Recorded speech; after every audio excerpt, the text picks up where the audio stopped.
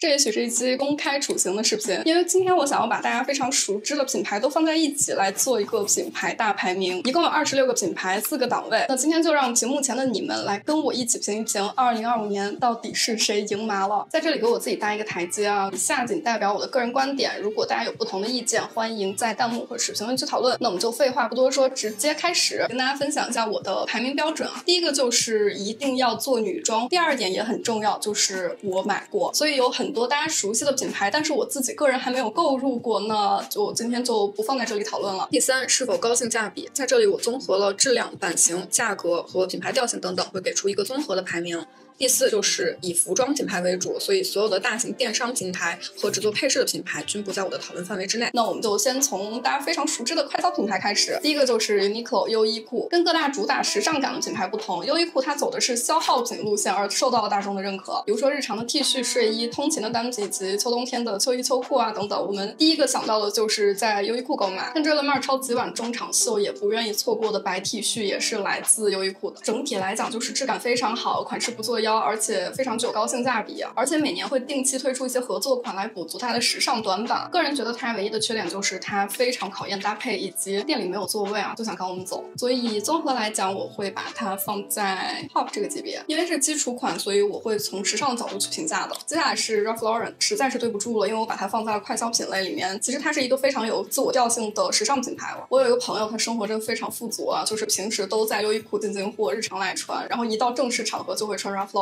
在这里它的定位就是正式感以及老钱身份的象征，它是一个韩女老前锋穿搭带火的美式品牌。大家看它大秀的选址就不是在 Mansion 就是在马厩，真的非常非常老钱劲奢感了。Ralph Lauren 它旗下有非常多的线路，那我们平时最推崇的就是它日常版的 Polo Ralph Lauren， 女生一般都是去买 Ralph Lauren 的男装会更好穿一些。综合来讲呢，我也会把它放在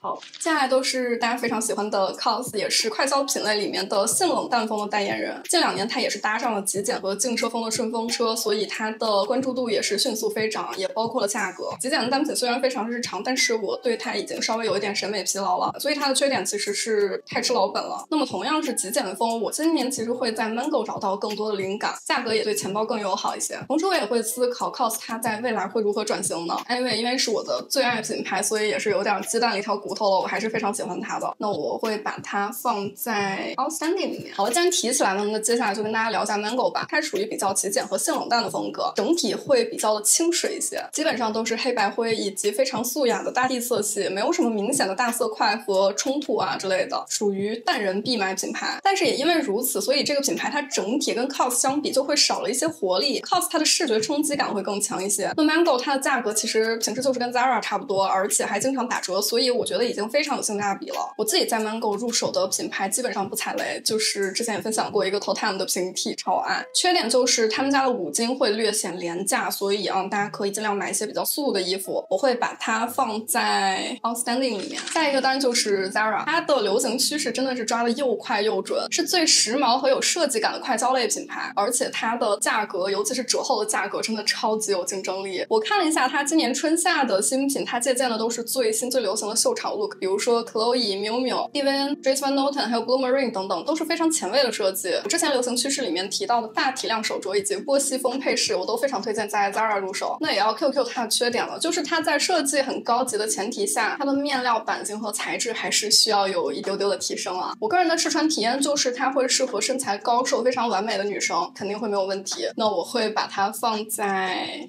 mid。接下来是 Zara 旗下的一个高端线叫 Massimo Dutti， 相比 Zara、Massimo Dutti 它的风格会更加的极简，走的是北欧氛围感文艺复古风格，它的质量也会比 Zara 更好一些。我个人觉得它其实非常的通勤友好，我入了很多单品，穿上了之后我觉得我马上就要出去上班了。个人觉得 Massimo Dutti 它性价比最高的是它的配饰线，说它的包包还有鞋子整体质感都非常非常在线。缺点就是其实它是跟 COS 同价位的，甚至它价格比 COS 还要再高一些，但是实际上我觉得它的质感和版型都没有 COS 这么好。我会把它放在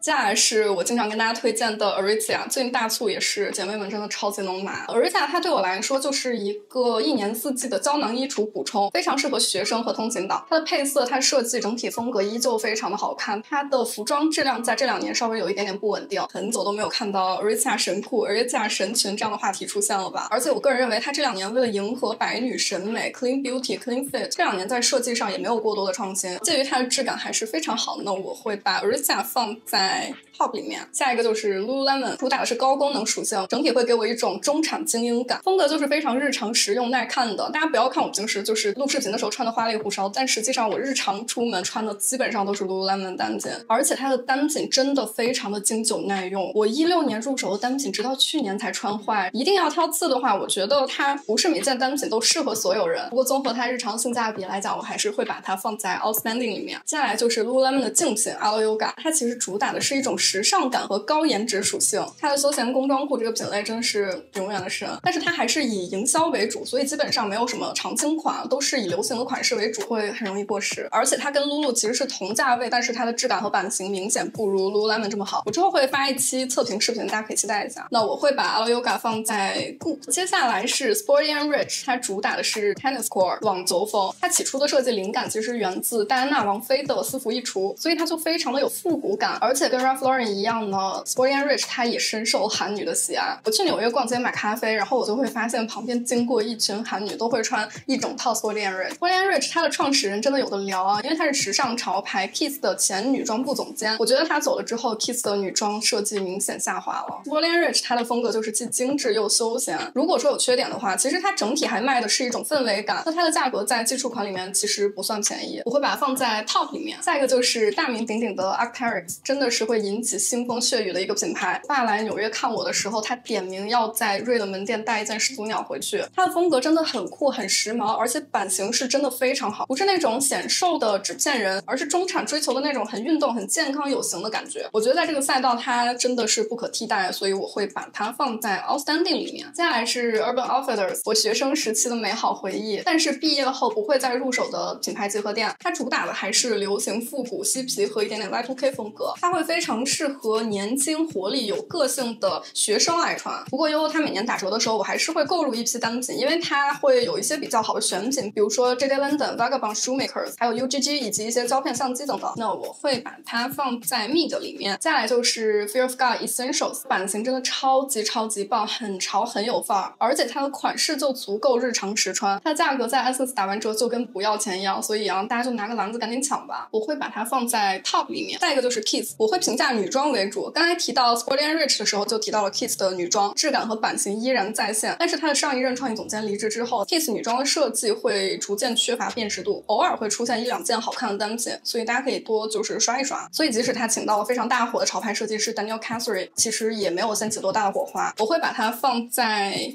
Good 里面。下一个就是我现在上身的这件 Acne Studios， 便宜的没它好穿，好穿的没它便宜，既有先锋的概念，又有百搭实穿的属性，而且还有包包、脏裤和 logo T 这3个现金奶牛，所以整体来讲它是一个叫好又叫座的品牌。打完折之后的价格其实还蛮不错的，所以推荐大家入手。我会把它放在 Outstanding 里面。好的，下一个品牌就是 Reformation， 我觉得它是将设计巧思融入日常款的一种浪漫复古风格，非常拿捏亚洲女生的小心思。相比于它的竞品 Aritzia 来讲，我个人觉得 Reformation 它的图案、版型和质感都会更胜一筹。它夏天的小裙子也是一个爆款集合地，我会把它放在Top 里面。接下来是 Sezon， 它是一个网红法式品牌，网图拍的很有氛围感，但是实物会给我一种食之无味弃之可惜的感觉。据说它不太适合亚洲女生的身材，会更适合欧美女生一些，但偶尔可以挑出1-2件好看的单品，所以整体来讲它在我这里就是Good。 OK， 下一个是 Ganni， 北欧品牌里面少有的活力元气少女风格，色彩和图案都非常的鲜明，而且有一点就是它真的很会做豹纹的单品。Ganni 它整体版型和质感其实都很棒，也不挑身材，属于非常有辨识度的一个品牌。它的鞋子尤其是冬天的靴子也是一个万年大爆款啊，就是 Essence 打折必入，缺点就是比较容易穿腻吧，我会把它放在 Top 里面。接下来就是一个 Frankie's Bikinis， 它是主打泳衣和时尚生活的品牌， Brandy Melville 的贵 Quality， 我是从 Sydney Sweeney 的合作款了解到了这个品牌的，版型和质量确实比 Brandy Melville 要好很多，属于有点小钱的高中生会买的品牌。如果说这是缺点的话，那它的审美确实有点白瘦幼，所以我会把它放在 Good 里面。好的，下一个是 Guizo， 它都快成时代的眼泪了，就是刘子前2年最爱买的一个辣妹单品，电音结合蹦迪必备，好看的单品也是层出不穷啊。不知道为什么这2年好像突然就不火了，个人觉得它从时髦小艺风到竞奢风的流行开始，它的转型就变得非常困难。我现在在 Guizo 的设计上看到 Frankie's Beginnings、Aritzia 还有 Reformation 的影子，所以就是一眼中争的感觉。我会把它放在 Good 里面，因为它真的不太实穿。再来就是 MM6， 说句实话 MM6 它的设计和概念真的是非常非常先锋，但是因为它的舒适度和实穿性不足，所以我觉得在我这儿它没有办法封神，所以我会把它放在 Top 里面。下一个就是 The Frankie Shop， 时髦高阶风，它的配色和风格真的非常非常吸引我，但是呢单独看又缺少让人下单的冲动。它的版型确实还不错，但是我每次去逛它的门店就会让我产生一种巨物恐惧症，让我非常的害怕，所以它的定位应该就是给大骨架高个子女生设计的。我会把它放在 Mid 里面，综合了价格来讲。下一个是 Totem， 极简品牌里面的老网红了，极具艺术感，将面料工艺和版型做到极致，而且它跟 The Row 还有 Kate 等等极简品牌相比，它的性价比其实非常高。缺点的话，它就是为了造型感会牺牲一丢丢的舒适度和实用性，所以它更适合喜欢喝精致下午茶的白富美还有富婆来购买。那我会把 Totem 放在 Outstanding 这个品类里面。好的，下一个是 La Mer， 它的秀场氛围感真的非常出圈。By the way， 它的26春夏大秀已经上线了，我到时候会给大家做一期讲解。它是很会造梦的品牌，色彩质感的叠搭层次超级美，但是呢脱离了特定的场景之后，个人觉得它的日常属性存疑，但是部分单品的溢价会过高。在 La Mer 公认最好买的当然就还是它的配饰了，各种包包、小配件还有首饰等等没有翻过车，所以在这里呢我也会把它放在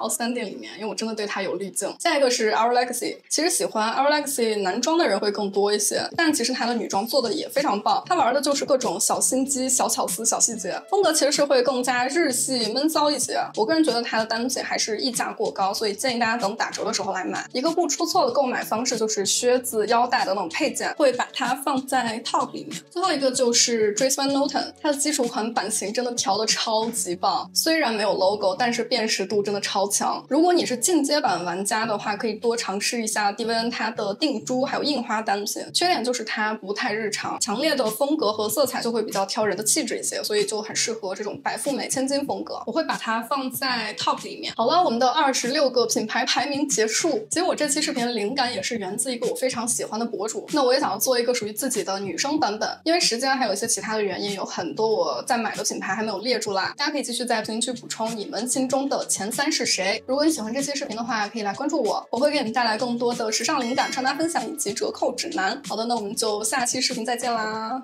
拜拜。